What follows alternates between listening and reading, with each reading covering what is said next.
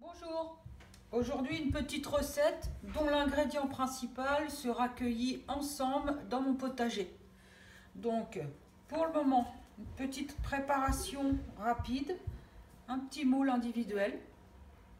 On découpe la pâte brisée autour, un petit cercle.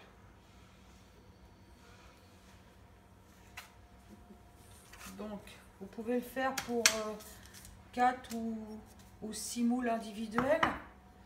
Donc ensuite, j'ai préparé un petit papier sulfurisé que j'ai beurré. Je le mets à l'intérieur, ça m'assure que ma pâte ne collera pas à mon moule. Donc voilà, ensuite, je mets ma petite pâte brisée à l'intérieur. Voilà. Donc, je fais les petits rebords.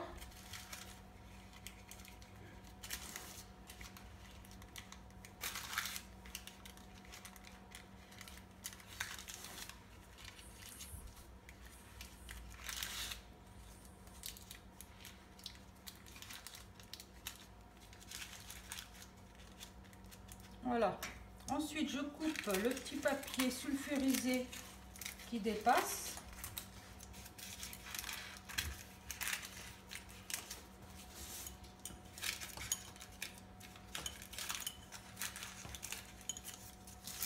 Voilà.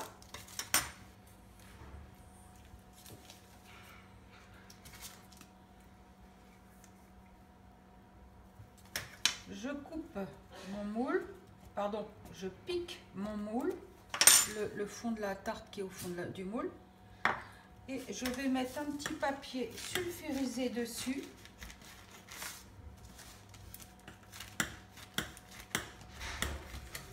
Voilà. Et ensuite, je le remplis de lentilles. Vous pouvez mettre du riz, des noisettes, des choses comme ça, pour faire un pois. Voilà. Bon, moi j'en avais préparé un autre tout à l'heure. Donc ça, vous faites la même chose pour le nombre de moules que vous souhaitez faire. Voilà, je le mets à cuire 30 minutes à un four 180. A tout de suite. Bon, allez, allons ensemble chercher l'ingrédient principal de notre tartelette. Donc on y va. Je vais faire les 4 coins de mon jardin. Ah, il y a des pâquerettes en ce moment sur la pelouse. Alors, qu'est-ce qu'on a?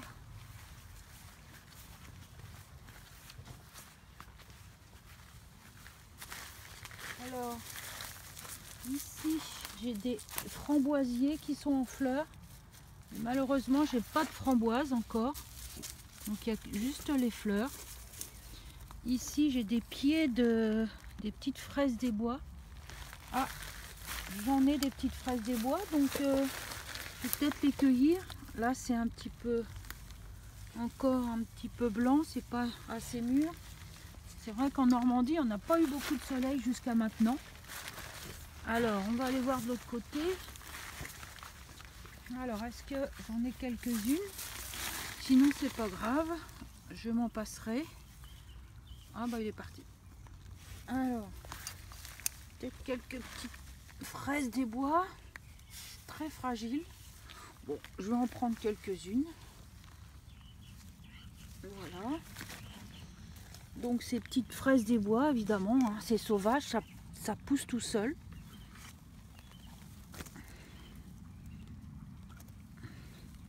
J'en ai pas encore beaucoup.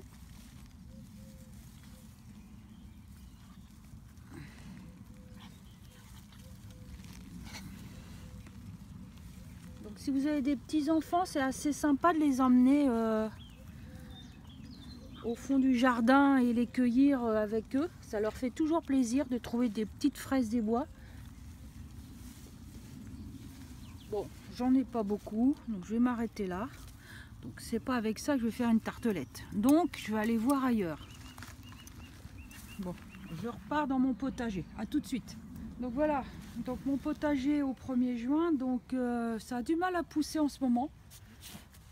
Donc là, des radis qui poussent, une côte de blettes, mes petites laitues, des petits radis d'une variété différente que ceux-là. Voilà, donc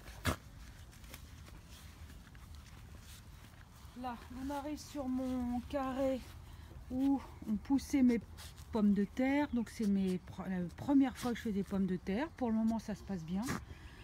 J'ai mes 2 tournesols qui ont bien poussé.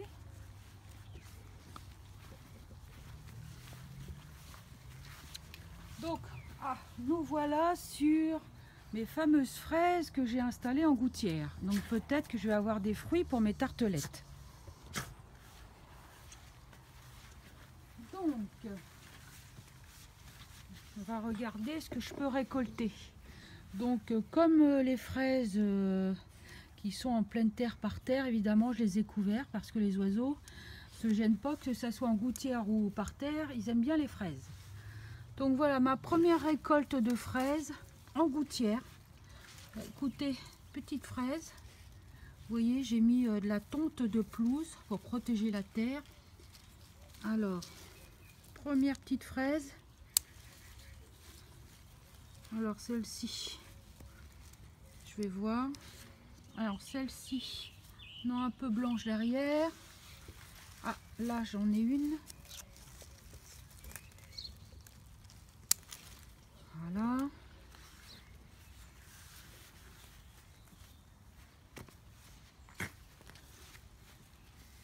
Celle-ci, bon, j'en ai pas encore beaucoup, hein. Il manque de soleil. Mais néanmoins, c'est sympa. Des petites fraises en gouttière, on arrive quand même à avoir quelques fraises. Une autre, vous voyez, ils sont belles. Donc j'en ai d'autres qui vont arriver, mais ils sont encore un petit peu blanches de côté. Ici, d'autres qui arriveront beaucoup plus tard. Alors, voyons ici. Est-ce que j'ai une fraise? Non, un petit peu blanche. Ici. Alors, un petit peu blanche, non. Alors, le pied suivant. J'en ai une belle ici. Voilà. Elle est belle, ma fraise. Vous voyez, pour les gens qui ont un balcon, ils peuvent avoir des fraises dans des jardinières. Voilà. Et ma dernière gouttière. Alors, une petite ici.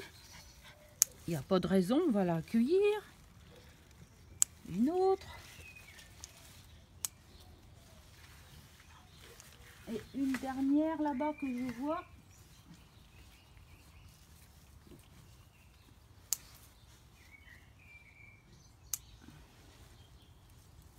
Voilà. On va patienter pour le reste. Et celle-ci, voilà. Quelques petites fraises. De mes fraises en gouttière. Donc voilà, c'est sympa. On fait des petites tartelettes aux fraises. Voilà. Allez, on va en cuisine terminer la recette. Alors, mes petits fonds de tartelettes sont cuits. Donc, je les ai mis à 180 pendant 30 minutes. Donc, c'est cuit et refroidi. Maintenant, je vais m'occuper de l'appareil. Donc, 100 g de fromage blanc.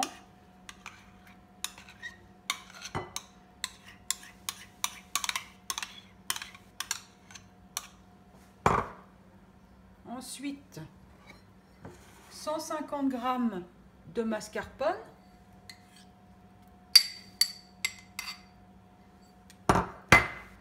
75 g de sucre glace. Et je tourne, tout simplement. Donc, ceci jusqu'à ce que tout soit bien mélangé. Un bel appareil. Ensuite, une cuillère à vanille, d'arôme vanille. Vous n'êtes pas obligé, hein. Vous n'êtes pas obligé. Donc, je tourne encore un petit peu. Ensuite, il vous reste à prendre votre fond de tarte et vous remplissez de la crème, soit nature hein, ou à la vanille comme je viens de faire. Ça dépend des goûts de chacun. Moi, mes enfants aiment bien la vanille. Voilà. Vous voyez, ça se tient bien hein, quand même. Hein.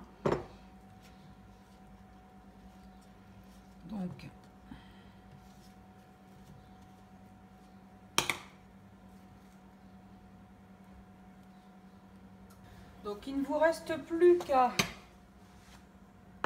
mettre les fruits que vous avez choisis dans vos tartelettes.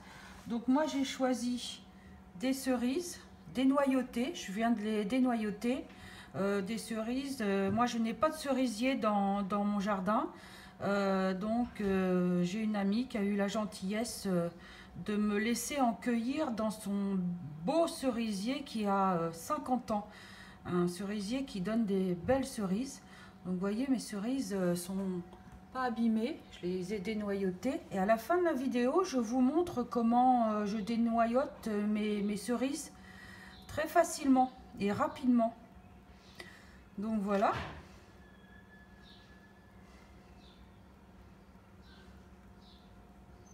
Voilà. Ici, petite tarte donc avec les fraises de mon jardin.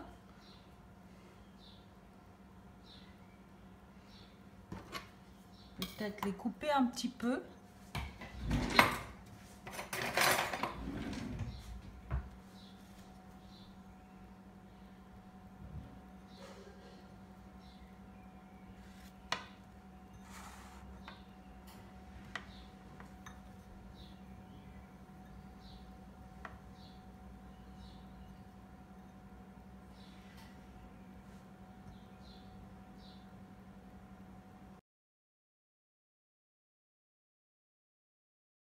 Alors, pour ceux qui font des petites tartelettes aux cerises, donc si vous avez des amis qui ont un cerisier, les cerises ça commence. Donc vous voyez, j'en ai récupéré que quelques-unes, les premières. Donc on enlève les queues et c'est laborieux. Vous pouvez soit les dénoyauter avec un couteau, mais vous voyez, on esquinte aussi la petite cerise, on enlève le noyau, voilà. Ou alors j'ai une petite astuce avec un petit ustensile magique. Voilà mon petit ustensile. Donc tout simplement avec une pince à cheveux de grand-mère, vous prenez une cerise, vous enlevez la queue, vous la piquez de ce côté, le côté rond. Vous rentrez la pince, la petite pince à cheveux dedans, prenez le noyau et il s'en va tout seul. Voilà, la petite cerise reste entière et il y a juste le trou où est rentrée la pince à cheveux. Donc voilà, une cerise coupée avec un couteau et une cerise avec une pince à cheveux. Et avec ce système, vous allez beaucoup plus vite. Quand vous avez des kilos à faire, si vous voulez faire des confitures, vous rentrez la pince, vous cherchez le petit noyau et avec la pince, le noyau sort. Voilà. Donc, toujours avec le côté fermé, hein, surtout. Voilà, la cerise. Très simple à faire et très rapide. Donc, je recommence. Vous rentrez côté rond, vous cherchez le noyau et vous ramenez vers vous. Voilà, et le noyau sort facilement. Voilà pour moi comment je fais pour éplucher mes cerises. Et avec ce système, je peux en éplucher, je dis pas des kilos, j'ai jamais des kilos à éplucher. Mais quand je dois dénoyauter mes cerises, c'est comme ça que je fais. Voilà, j'espère que cette petite astuce vous a plu. Certains d'entre nous le connaissent évidemment. Donc je préférais vous le montrer pour ceux qui ne connaissaient pas et je trouve ça très rapide et la cerise reste belle. Voilà, à bientôt!